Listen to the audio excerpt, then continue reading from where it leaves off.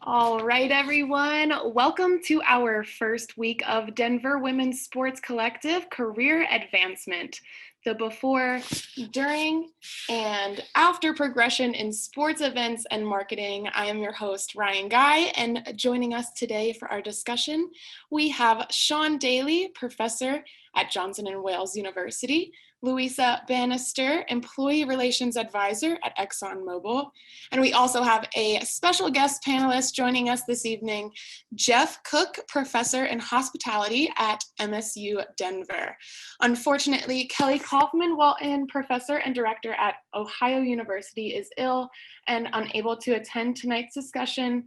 However, we will have resources and advice from Kelly sent out following the event. This week, we are focusing on steps to get started in the sports industry, tips for resume development, insight into the interview process, and we will also discuss the value of your LinkedIn profile. Now, it is especially difficult starting a new path in a career field despite the current times, a global pandemic. So to start off, I would love to hear from you all how to get your foot in the door in this virtual world we now live in. Sean, I'd love to hear from you first.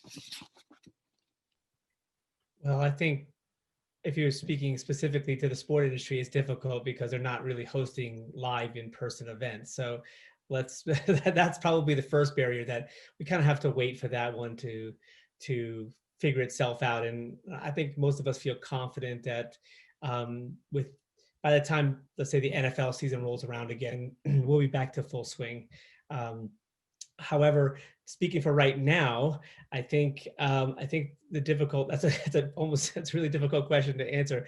Currently, I'm looking for work, like I told you, and trying to break through barriers myself. And I think that the trick is to find parallel industries or positions that will serve your career goals, and at the same time provide you employment. Because just because sports are not really hosting live events at this point, that doesn't mean that there aren't other industries that are still going full bore. So I would say that'd be my first piece of advice: is what are your initial goals? What kind of job are you looking for? Are you looking for something in operations, in guest services? Or you want to work with athletes?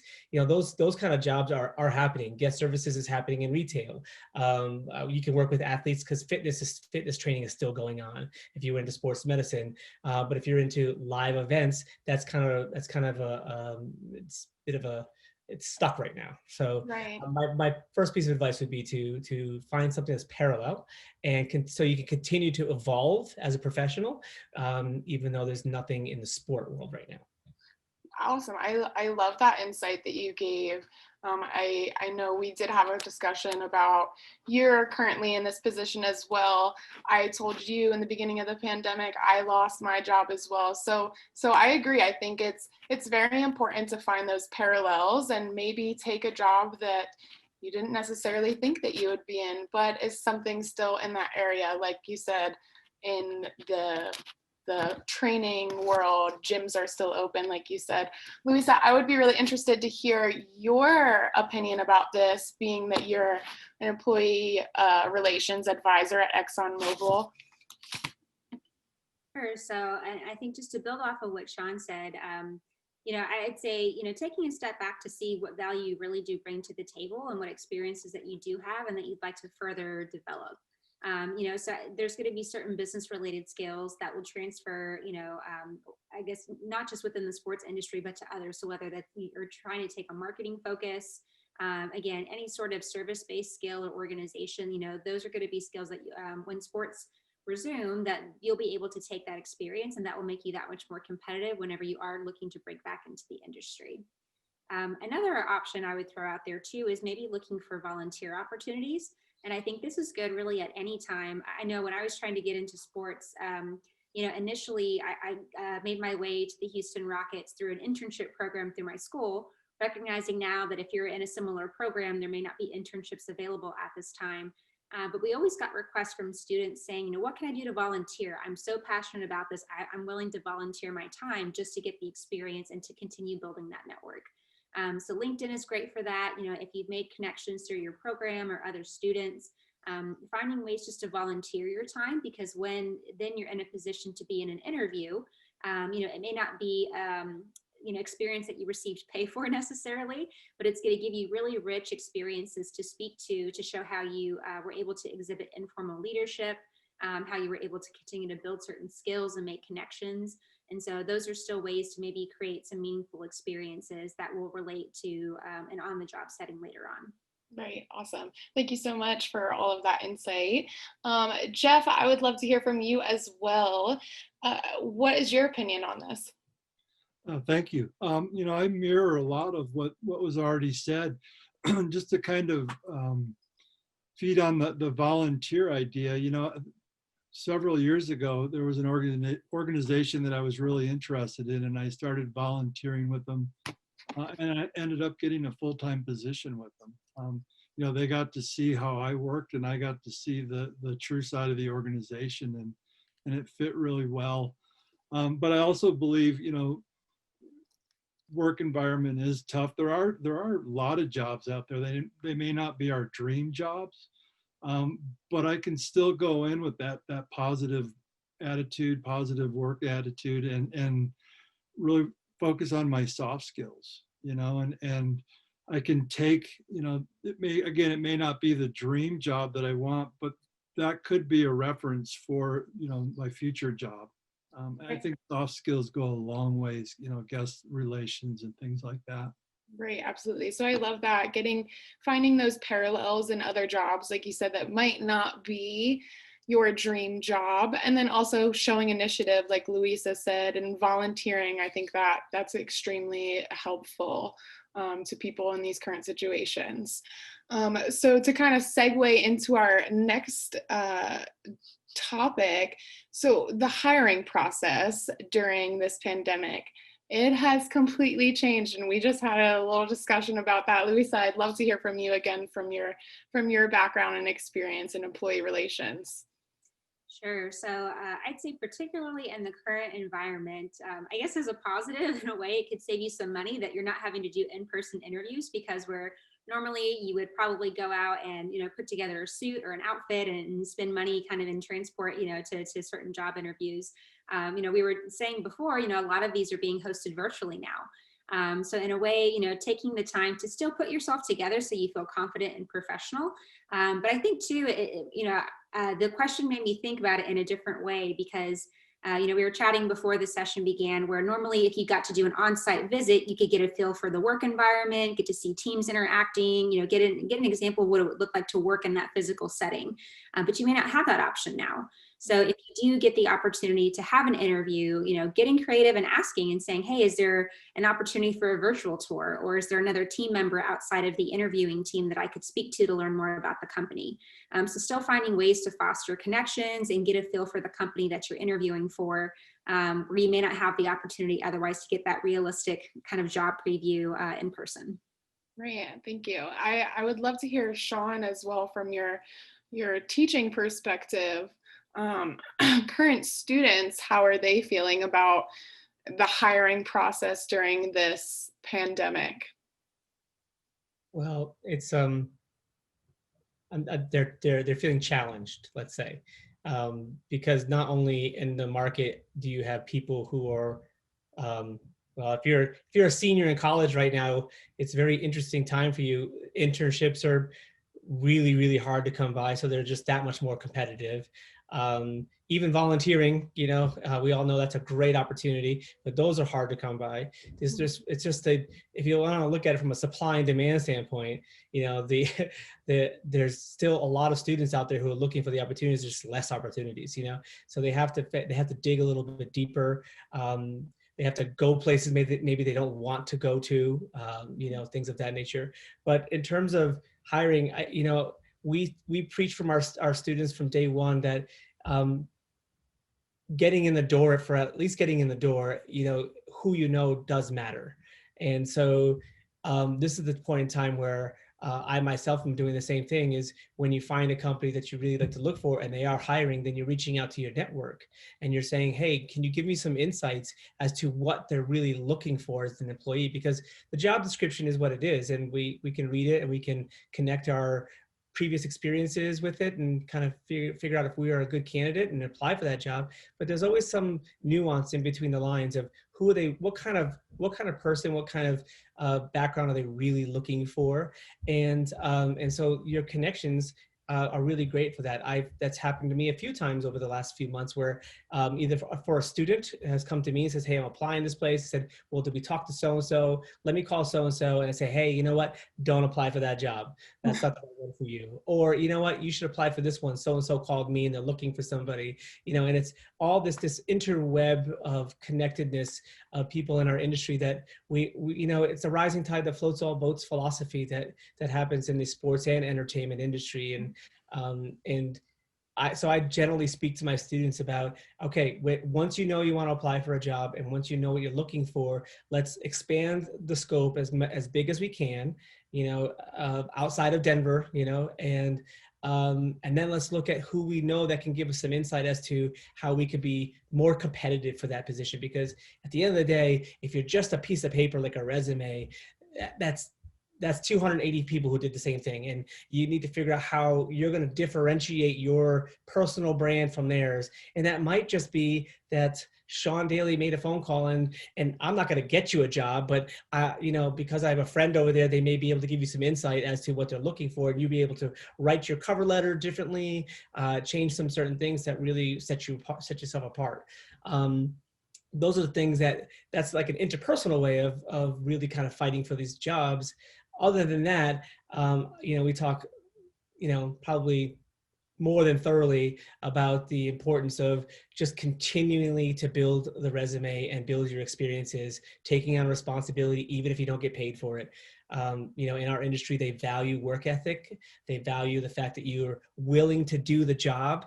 I can tell you a story about somebody who called in a favor and got their kid a good job someplace, and then their kid didn't have the work ethic and got fired from that job pretty quickly. Our industry really wants you to apply for the job, and they want you to know that you've done the job, so you know what you're getting yourself into, right? And that you're willing to do that job. And so I would say, besides, if you don't have a network, right? Maybe you don't know the right people. I hear that all the time. I don't know anybody who works for the Denver Broncos. Well, you don't have to know someone who works for the Denver. But you can, like, I know only a couple people that work for the Denver Broncos because people move on, right? They go to different jobs all over the country. But I may know somebody who knows somebody, And another story that I tell my students is a friend of mine who talks about his 6-person influences. He only has 6 people in his circle, but they are like, one's a lawyer, one's a CPA, one does this, and those people know people, right? And so he literally, his daughter was trying to get out of a lease of an apartment, something super simple. And he said, let me just call my lawyer friend and figure out how to work through this lease problem. Mm-hmm. And it turns out the law firm that this guy worked for also represented the real estate company that run the housing. And so they just tore up the contract for him, and so it can be something as simple as that. But if you haven't developed that, you can't develop it after the fact. If you haven't developed that kind of nucleus, if you will, over the years that you've been like a freshman in college to now, let's say as a senior, then that's gonna be a struggle for you. But it's never too late. And the fact, I will say this, I wrote down this in my notes. The fact that if you're attending this event, you have the drive to be here and the initiative to be here, set yourself apart from everybody else anyway. Absolutely. That's huge. That's huge. So kudos to all of the people who are attending this today. But that would be my 2 cents. It's a lot more than 2 cents, but that would be my 2 cents is, connecting with people, trying to figure out what they're really looking for and catering yourself to that. And also just being willing to get out there and do whatever the job is, even if it's below you. Like you may say, well, my resume I should be an event manager. Yeah, but maybe you're willing to take a job as in the parking lot coordinator, because I know this is not per se your question, but we have this philosophy of Trojan horse. I have the Trojan horse story, which is you get in any which way you can. And once you're in, you can move around, but you got to get in. And that may mean that you work in the parking lot, And that Also, just goes to show that's just to reiterate what we were saying earlier about initiative and showing that you're willing to put in the work, whether it's exactly what you dreamt of since you were a little kid, or this is like the only offer that you get. In this time that we're currently in, I think it's very important, like you said, to keep that network building. If you haven't already, now is definitely the time to start, and start with our panelists, our guests who are here to share their insight. We will be dropping their LinkedIn profiles as well, so you'll have some contacts for those of you who need them. Jeff, I'd love to hear from you as well, your perspective on the hiring process during the pandemic. Yeah, that is definitely a tricky question right now. I don't have a magic answer. I wish I did. You know, like I stated, there are companies looking. There are jobs out there. They may not be the most ideal positions, but I really think perseverance and just doing we used to say go knock on doors, and then it turned into the virtual world where, I used to be able to walk into a restaurant and ask for a manager and hand them my resume and shake their hand, and then they turned into online applications, and it made it much more difficult. So, I think the interview process now, this is our world for a little bit, and I think it's going to continue on even when we get back to a normal setting. Yeah, and that's a perfect segue really into how, and Sean, you kind of touched on this already, how you stand out amongst the many other people who will be applying for the same job that you are. There's hundreds of thousands of people who have lost their jobs. So there is all the more competition. How do you really stand out amongst your fellow candidates? Sean, I'd love to, I saw that. Let's start with you, Sean. I just need a whiteboard and like 2 hours every time. And we Give us a little snapshot of that. You can't give away all your secrets. Yeah. I think I like to tell my students that they're like a business. And even though they're desperate to work for somebody, they choose who they work for, and so it's very entrepreneurial in that way. And they're exchanging their skills for some sort of compensation, right? And that's a traditional business kind of model, if you will. So when I teach strategic management or strategic planning, students have a hard time understanding some of the concepts. So we talk about it in terms of their brand and how they're going to strategically plan their own brand. And so we do this a lot, and we talk about, what is your mission statement? Like, why are you even here? Like, why are we doing this? And simple as that. Yep. Yeah, simple as that. And some of them are like, I don't know, I just kind of like sports. And I'm like, okay, well, there's a difference between I like to kick the ball and play golf. And there's a difference, and I like to work 12 hours and in a stadium or over 4 days, like at some of these multi-day international events and things like that. And so there's a difference between I like sports and I like to work in sports. So that's the first piece of it. But other than that, we look at two canisters, if you will. There's external variables and internal variables of how that impact our ability to be successful. And external variables are things like the political environment, like laws that could change, possibly how the sport industry operates, or it could be economics and things of that nature. And those things we can't really control, but we can respond to. Then the ones we can control are the internal variables, things like, what can I do? I had a pretty big time GM event director who runs international events. We were working at an event, and he said, "Let me talk to your students." I said, "Oh, this is awesome. Yeah, come on in." And we were talking, and he said, "Who here can drive a forklift?" And the students looked around like, "Who can drive a forklift? None of us." And somebody actually said, "I went to college, so I didn't have to drive a forklift." And he said, "Then you can't come work for me." you know? And the student's like, well, I don't get it. He's like, look, here's the deal. If you want to work in the business of sport, you got to be willing to do whatever it takes, but you also have to have the ability to do whatever it takes. And so that means if the forklift person didn't show up one day and I need some serious things moved around, I'm going to be looking for a raised hand of who can operate a forklift, and you got the job. And that makes you useful and valuable to my organization.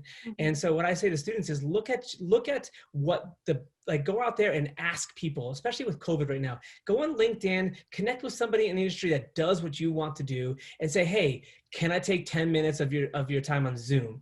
Can I, buy you a virtual coffee, so to speak? And then be very prepared and ask them. Don't come in and say, so tell me what you do. That's not okay.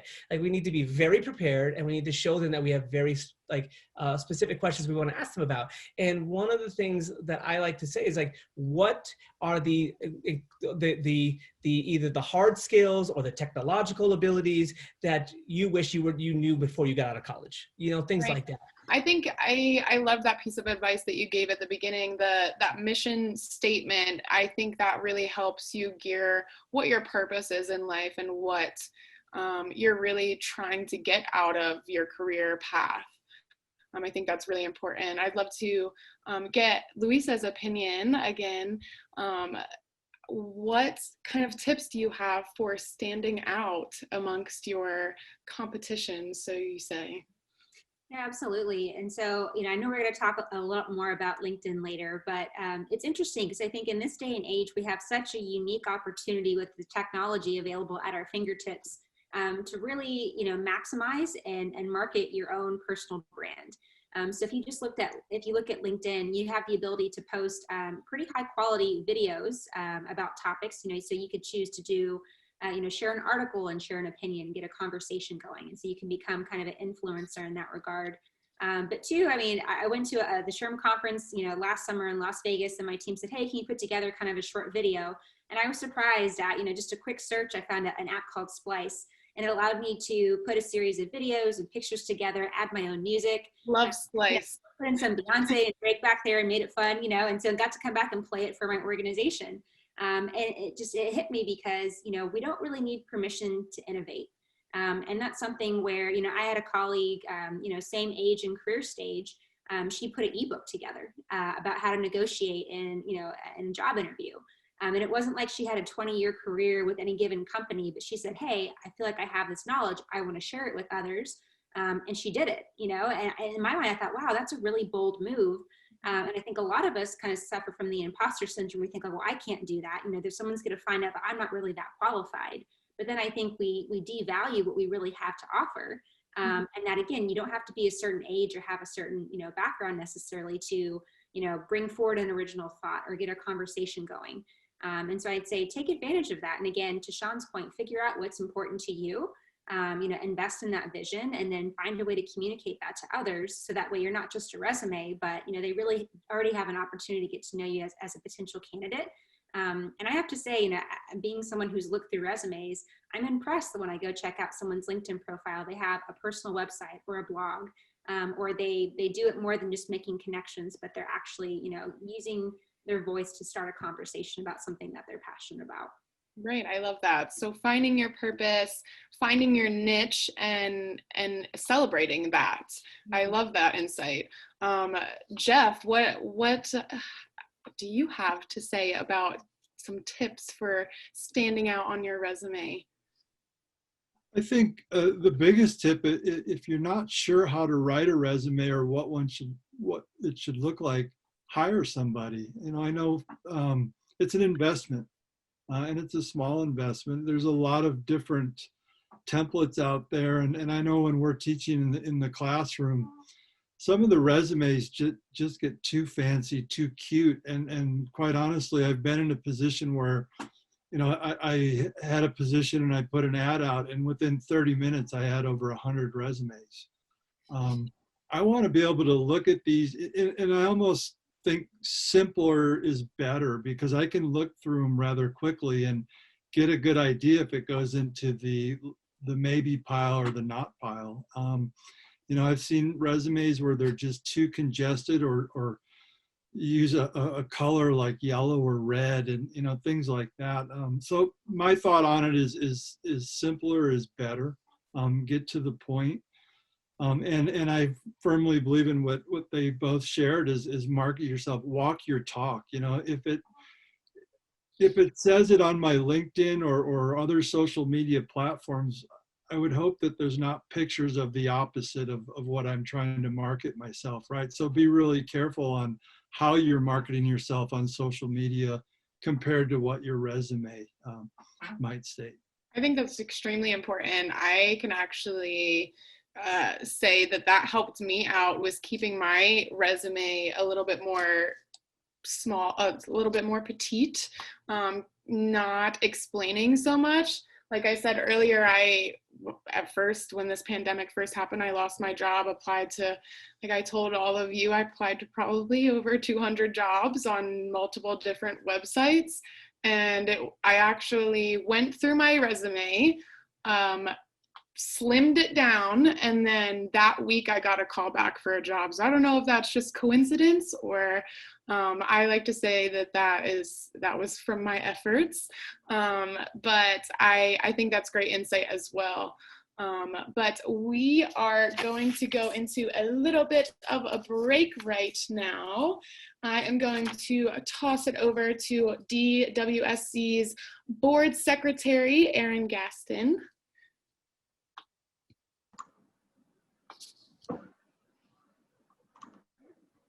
Sorry, technology. Thanks, Ryan. Hi, everyone. I'm Erin, your DWSC secretary. Just kind of wanted to give a brief shout out to everyone who participated in our giving month this past month for the month of November. We did a campaign to encourage our members to reach out in the community and volunteer. We actually had a goal of hitting 100 hours, and we did just that just in time yesterday. We hit 100.5 hours, which was awesome. So thank you to everybody who participated in that. We did also have a little bit of an individual challenge. So we have a member who won that challenge with the most hours, and she will be receiving a $100 gift card to King Soopers, and then also $100 to donate to the charity of her choice. And that information will all be coming out in our newsletter tomorrow. So make sure that you read through that because our winner will be announced there. Some of the other groups that we were fortunate to work with were There With Care, the Girl Scouts of Denver, Denver Dream Center, A Precious Child, lots of other groups in the Denver area. So again, just a big shout out and thank you to all of our members who participated in that. Kind of goes along with what our speakers were talking about kind of finding some other ways to not only give back, but also contribute to your professional development as well. So yeah, thanks everybody. Thank you so much, Erin. I appreciate that. All right, so we're just gonna dive right back into it. I have my personal favorite question. One of our audience members actually submitted this question, and everyone who is watching, you actually have the opportunity to be able to submit questions as well while we're speaking. So if you have any questions for us, feel free to drop them in the chat box and we will answer them. So how, I want to know personally, but so do many other people, how in the heck do you get experience in an entry-level job when nobody is hiring? You have a global pandemic. How are you supposed to get experience? Sean, I'd love to hear from you first. Oh, I always get the tough ones first. Visa. Phone a friend. I know. Hold on 1 second. No, look, at the end of the day, I know it may sound like a simple non-answer, but it's any way you can. Again, I preach 3 major kind of pillars of success, or esprit de corps, however you want to say it, to my students. And it's be humble, work hard, and maintain work-life balance, and you'll succeed.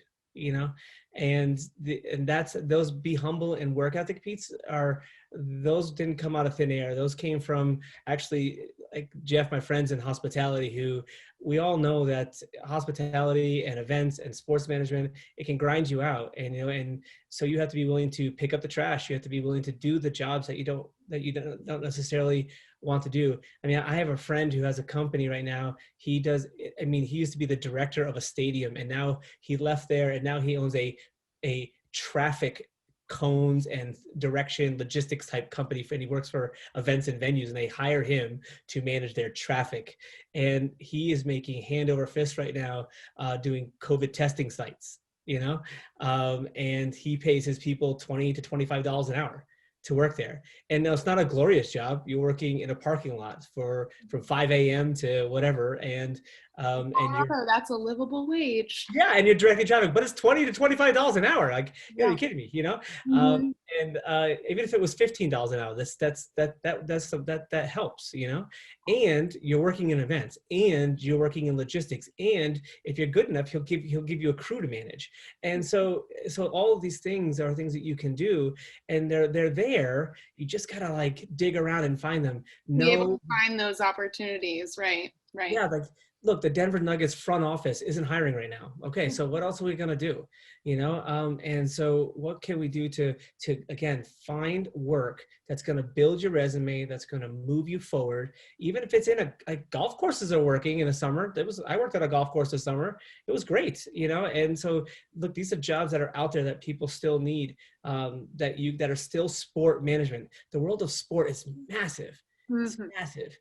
I mean, if you include esports, it's over $1 billion, of revenue. And so there are so many places to go and work in sport that may not be live events, but it's sport. And so find a place that you can do that to. Right. That's getting that foot in the door. Yeah. Any way you can. Absolutely. Love that. Jeff, I'd love to hear from your perspective. I kind of go back to earlier what we talked about, if there's anything that I can do, yes, collecting a paycheck and paying my bills is definitely important. I may not be able to do what I love per se, or my dream job, but I can take advantage of this opportunity to work on those soft skills again. And we've talked about networking quite a bit. Working in a parking lot, who knows who I'm going to run into? Somebody might notice the fact that I'm being extra courteous in this stressful environment and say, maybe that's a person we want to talk to or check out. You just never know where that person is going to come from.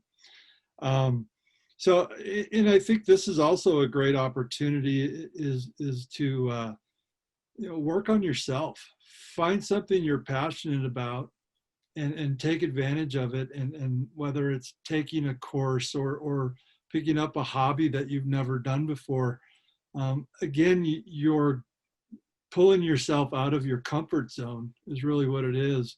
And again, you never know who you might run into in these situations. I think a lot of people during this time can relate to that. I think a lot of people have been picking up random hobbies because we just all have so much time on our hands. Like a lot of people got into baking bread. That is a huge trend now. But I think it's kind of interesting when during these unprecedented situations, you can find a hobby that you like, something that you're good at that you didn't have time to even figure out before. So I think there are some positives that we can take from this year and that I try and hold close to me and stay positive about everything. Louisa, I would love to hear your perspective on how you get some type of experience in this current situation that we're all in. Sure. So I'd say, in addition to what we've already discussed, I'd also throw out there, think about companies that are maybe outside of the box. And so, for example, startup companies. And so it's interesting. I've learned my husband currently works for kind of a smaller mid-size or smaller tech startup. And it's interesting because we've had conversations. I try not to HR wife him too much, but every now and then, he's my coworker now because we both work from home. So we'll chat, at lunch and just kind of in passing. And it's interesting because they're interviewing right now. And he was saying how, they're a really interesting mix of individuals that come together that may not necessarily have a degree or a title. And I think a lot of times startup companies can be less fussy about some of those more traditional qualifications that larger companies, it's a must-have. And so, that really opens up a lot of doors, again, just to get some experience. Who knows, you could, get in on something when it's early and new. And again, a lot of people, I think, romanticize the startup life, much like sports, but it is a lot of hard work. But I think with that, you get the opportunity to wear many hats. And so, with that, you can build on a lot of those experiences. It could open new doors, it's new networking opportunities, and then you'll then have insight into something that others haven't experienced. And so again, when the job market opens back up, I mean, what an interesting story to share in an interview that you had an opportunity to work for a startup and all the crazy stories that come with that. And so again, look for those opportunities where, again, maybe your scope is big. Maybe you're trying to do a lot with, a small budget. I think that's where you get to really show your creativity and your skills when you have opportunities to take advantage of something like that.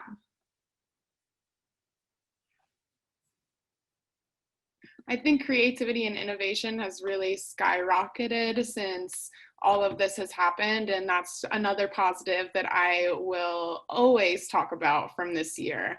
But it is time for another short break, and I am going to toss it over to our Denver Women's Sports Collective Board Events Chair, Cheryl Morrison.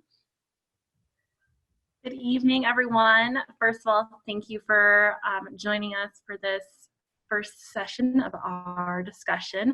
I'm so excited that everyone is here.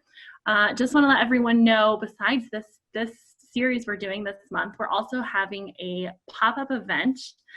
So in our newsletter tomorrow and on our social media platforms, we will announce our networking and cookie event on Saturday, December 19th at 3 o'clock. We'll be featuring a local company, Little Bren's Kitchen, which is very dear to this group, for some networking and holiday cookie decorating.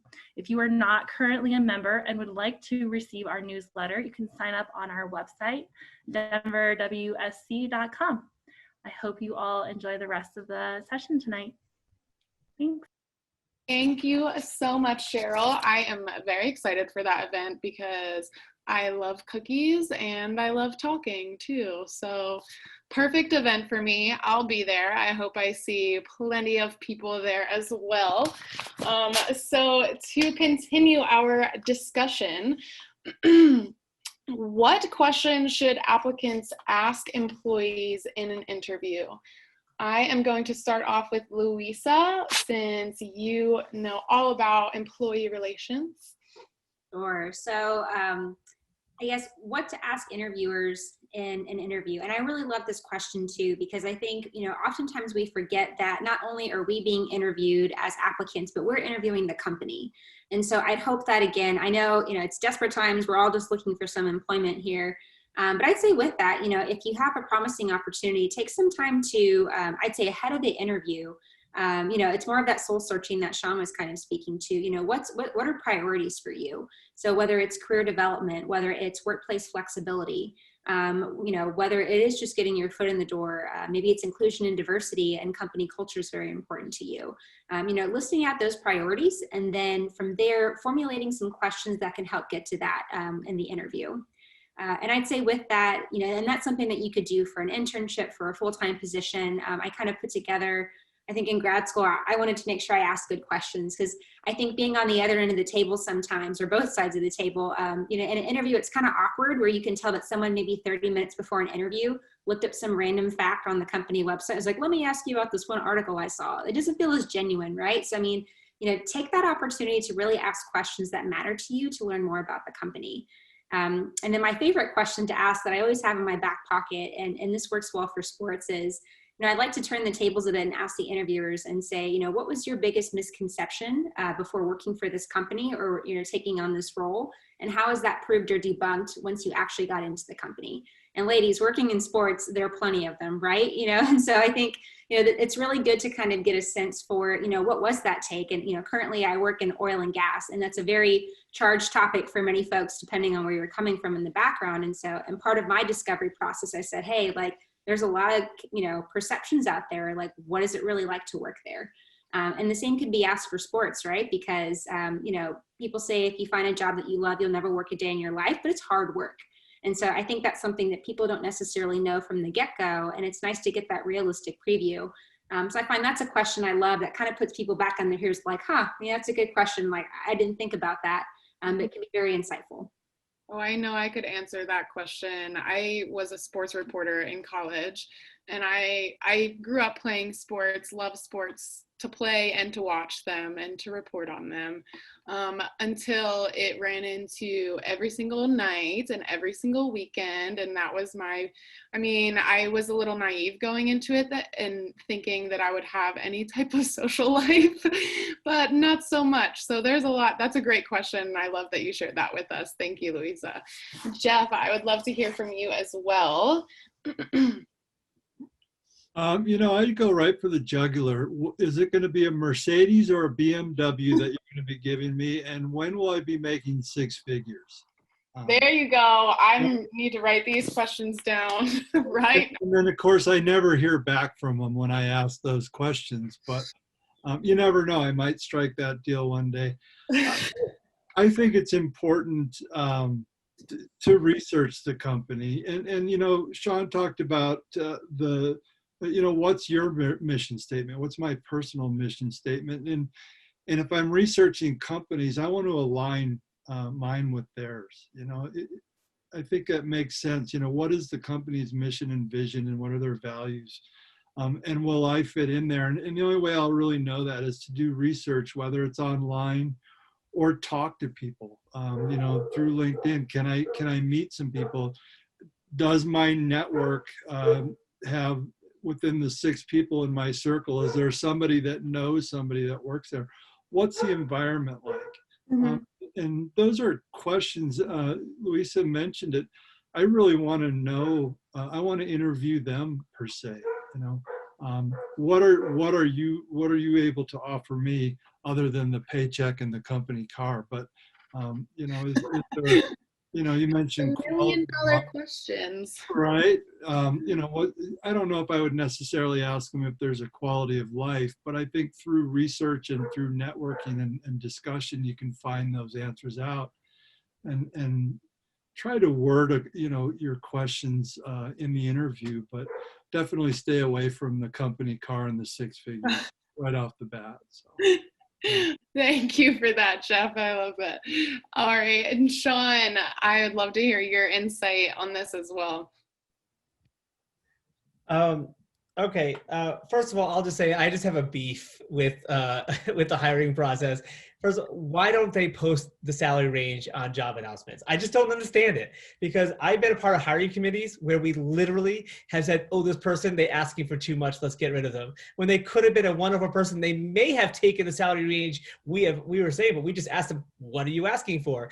And there was no room for negotiation there at all. So why are we doing that in the first place? I'm sure there's a reason, but I'm not an HR person. So just being on the person applying for jobs and the person who's been on the hiring committees, I know that's always like a point of contention. So yeah, I think you have to ask after the job interview, especially if you don't know who you're interviewing with. Like, are you interviewing with the recruiter, or you try that first round? Are we talking about like a second or third round where you're actually interviewing with a manager or somebody, an employee? And so you got to craft your questions based on your audience. So I think it's perfectly acceptable when I meet with a recruiter to say, okay, well, before I get to anything about the company, what is the salary range for this job? Like, what are the benefits like? Because I also have a family, so I'm like, are there medical benefits, like things of that nature, and because those aren't always expressed in full in the job description. So I think those questions can be kind of uncomfortable to ask too.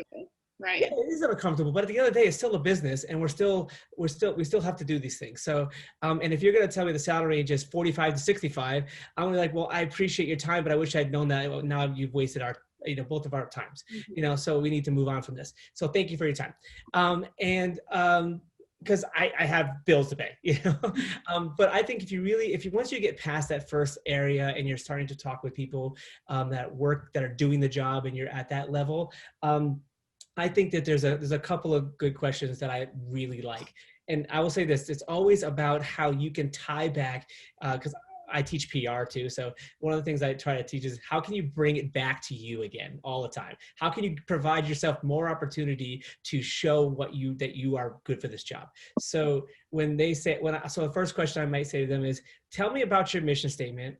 I've read your mission statement. I know that my values align with your mission statement, but tell me how your mission statement comes to life at your job. Like, how does your company not just have a mission statement that's written on the wall, but actually believes in it, actually breathes it? Tell me about that. Because I know from experience, and I tell my students this, you don't want to work for a company that doesn't actually live their mission statement, because it's typically not going to be a good environment. They've got different goals, right? And that's not necessarily true for every company, but that's been my experience. But I think a better question to ask is to, and this may be along the lines of some of the other comments, is tell me about some of the innovations or challenges that your company is going to face in the next 6 months to a year. And hopefully they'll say, well, this is some of the things, and you can say, you can bring in some of that industry research you did before you interviewed, and the understanding of the job and the networking conversations you've had. You said, oh, okay, I understand that. Did you know? And did you know that I can? And did you know that this? And you're, again, tying it back to you, but also hopefully explaining to them and showing to them and demonstrating to them that you're not just somebody who can do a job, that you understand a bigger picture. You can see it from 30,000 feet. More than just a thing. I think that also will impress people too, when you're, like Louisa said, you're interviewing the interviewer, you're challenging them, and it shows that you, like we said before, are showing that initiative, especially if you're asking them about the company car that they're going to give you as well. Making sure if is it a G-Wagon or is it a Subaru, but I appreciate all of that insight. We are going to our final short break, and our Vice President, Christina Mooney, will take it away. All right. Hey, everyone. Well, we are very excited to announce this January's campaign. It is called New Year, New You. Next month, we're going to be offering workshops and pop-up events that are going to focus on goal setting, confidence building, overcoming mental obstacles, fitness, and more, all to help you be the best you in 2020. If you want to start off the year right, follow us on social media, sign up for our newsletters, and check out our website, DWSC.com, for more details. Thanks, everyone. Have fun. Thank you so much, Christina. I'm excited for the new year, new everything. Just forget 2020. Let's put it in the past. I'm excited for 2021. So our final segment of today, I would love for us to talk about LinkedIn and the value of LinkedIn right now. I know we have kind of been touching on that a little bit already. But in this virtual world, we can't, like Jeff said, we can't just walk into a restaurant or wherever we're going and ask for the manager and hand them our resume. So I would love to talk about the importance of a LinkedIn page during these times. And I'll start with you, Louisa. Sure. So there's a lot to touch on here, and it's interesting because I recently revisited my page just to make to look at what I had engaged in recently. And so, this is something where it has a lot of uses. And again, it's a way to connect with people. And I'd say first thing with LinkedIn, it's certainly treated like a professional site. And I think that's something that's important in that, I've come across some profiles, people trying to connect, and it's kind of like a cute picture from the bar the night before or something. And so, I would just recommend, especially ladies, because I feel like it's so easy for people to try to put us in a box, right? But, using it as a professional platform to connect with people that you do actually know, or if you see that there is this kind of a second connection there, asking for an introduction for those connections. Another piece of advice I'd share is that if you are going to connect with somebody on LinkedIn, usually I value the art of being direct and kind of going in and asking for something. But I will say that as someone who works in HR and has worked in sports before, I've had all sorts of folks kind of hit me up and directly just go for the ask. And I had somebody, do that from college. I think after years of not connecting, they sent me a personal message, and they're a recruiter for a different company. and they wanted it in for our company. And so it was just like, hey, Louisa, you know, I need this, this, this, and this. Can you get me connected? Using all sorts of acronyms I didn't even know. It was just one of those moments where I was like, not a, hey, how's it going? How are you hanging in the pandemic? How's the family? And so, and that happened all the time. Agenda. You know, and so I'd say, you know, it's not somebody else's job to find you a job. They like, you know, if they're fortunate enough to have a full-time job. So, you know, do your research and, you know, make sure that when you're making those connections that you foster that genuine connection. And I think both Jeff and Sean kind of touched on that. You know, you can't just press a button and hit go. You really have to foster them in a genuine fashion over time, for people to want to vouch for you, I think, as well. The other thing I'd share about LinkedIn, which is pretty cool, is that I think it's a relatively new feature, but LinkedIn now also offers LinkedIn Learning. And so that's something that it's pretty neat, even through our company, that once you complete something, you know, a training of sorts, and they have all sorts of micro learns, they have more developed learnings, you can then post that to your profile. And so that's kind of a seamless way to show, and I think a lot of the resources are also free. So no cost to you, but a great way to show, again, interest in, you know, areas that you're actively seeking to develop, you know, to kind of make those connections and plugins. I think there is really valuable as well. And taking every opportunity to really fill out your profile. So even something as simple as, you know, when you set up your profile, you get a standard LinkedIn kind of URL. You can actually go in and edit your profile to personalize that to linkedin.com/Louisa Bannister. And so that's something that, you know, even just to include that link on your physical resume, you know, that's a little bit cleaner and neater to kind of develop your brand there. So just going through the profile, making sure you're fully utilizing everything that it offers, and, you know, continuing to network through there. Awesome. I love that. Thank you, Louisa. And Jeff, I'd love to hear from you as well. I think, you know, this day and age, LinkedIn or social media platforms are our form of networking. You know, I preach to the students and all the time, network. And now they're coming back at me, how? You know, in one of my classes, the assignment is to create a LinkedIn page, and in a professional setting. You know, it is a business. You are really, it's the social media resume, is what it is, you know, and a lot of people are using it. You know, if you apply for a job, it's a way for that company to look at you a little bit deeper. Unfortunately, I think Facebook has been used in a negative light, and you know, so I always tell people, especially students, really be careful what you put on any social media, because it's going to come back. You know, companies say they won't go into your Facebook page, but somebody will inevitably see it. So on the LinkedIn site, you know, I totally agree. Keep it clean, keep it professional, and up to date. You know, I went for years without. I signed up on LinkedIn and I didn't use it for years. And then I went back to it and it's like, wow, I've got a lot of updating to do. So if I just keep it current, again, there's people that are popping up on my page, you know, and I'm building that network, that circle. And that's really this day and age how I'm getting out and shaking hands. Yeah, I mean, I can say the both jobs that I have right now, I both got them from LinkedIn. So LinkedIn has been heaven sent for me. Sean, do you have anything else to add quickly before we end our first week of discussion? Yeah, I'll add a couple of points. First of all, I will say, Luisa's, I love LinkedIn Learning. I think it's incredible. I've taken so many little snippet courses and things like that on there. So again, if you're not working or you're trying to break into an industry, dive into professional development, personal or professional. You can get some really good stuff on LinkedIn Learning, and you can add that to your profile. I'll just say two things. One, I think it is getting very crowded on LinkedIn. And so it's, again, I mean, I have 1,000 or so connections, or 500. I have a lot of connections. I don't know half the people really.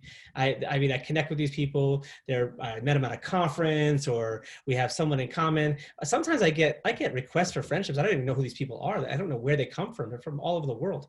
And so I think I would say one thing is, you can use it as kind of a sales funnel for yourself. And Louisa made the point earlier of having some sort of digital portfolio or a website or something that you can use. And I think that you can use a LinkedIn to help to connect with somebody that gets them to your portfolio. Because if you're an event professional, you might have design pictures that you've done or some really good stuff. Like for me as a professor, I post some articles that I write on LinkedIn, but there may be other places that I could send people to really show them my capabilities outside of just lines on a page, you know, to show context, if you will. Right. I think context is important. So that was one thing. And the second thing I would just say is be careful how many people you just rush out and connect with. A wise person a long time ago taught me this. You come home from a conference, you have a business card stacked this thick, right? We used to call it the Rolodex, right? And they said, if you can't call everybody on that stack once a month and just say, hi, how are you? And manage a true relationship with those people, then, you know, be careful. Because you're not really connected to them. You're connected to them on social media. Like I have 700 Facebook friends. I don't have 700 friends really, you know? And so the deeper, richer relationships might take you farther than the 500 connections that you have. So I would just say, you know, that might be a word of caution. Right. Well, thank you all so much. I appreciate all of your insight. It's just been a slam-packed hour of great advice from all of you. I do, before we get off of here, want to mention Kelly Kaufman-Walton. She wanted to give us a little bit of insight, and that was about LinkedIn. So she just said, make sure your resume and LinkedIn profile is up to date and accurate, proper grammar, proper tense throughout. Don't assume they understand what you're studied or what you have done in jobs. Be clear in your explanations, and don't make assumptions about what a prospective employer wants to see or what they already know about your experience. And that will wrap it up for our first segment of Denver Women's Sports Collective 4-part series, Career Development, the Before, During, and After Progression in Sports, Events, and Marketing. Thank you all so much for tuning in, and thank you to our guests, Sean Daly, Louisa Bannister, Jeff Cook, and also Kelly Kaufman-Walton for sharing their knowledge and insights. And I hope to see everyone back December 8th to hear from our next 3 guests, Dr. Sean Jung, Assistant Professor of Event and Meeting Management at Purdue University, Lainey Fallhall, owner of Paper Addict and Platypus Papers, and Susie Gigante, Community Engagement Manager at Virgin Unite. I am your host, Ryan Guy. Thank you all for tuning in, and thanks again to all of our panelists as well. We'll see you next week.